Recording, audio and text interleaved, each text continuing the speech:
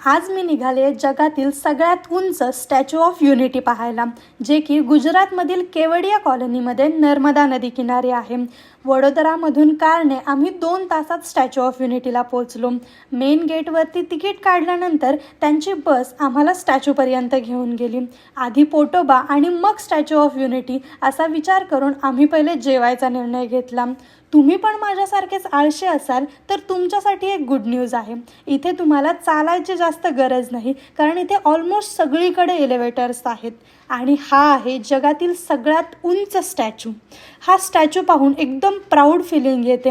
इथलं आर्किटेक्चर आणि सगळं स्ट्रक्चर इतकं कमाल आहे की तुम्हीसुद्धा एकदा तरी इकडे यायलाच हवं. नर्मदा नदीचा हा व्ह्यू बघत आम्ही आलो स्टॅच्यूच्या खाली असलेल्या म्युझियममध्ये.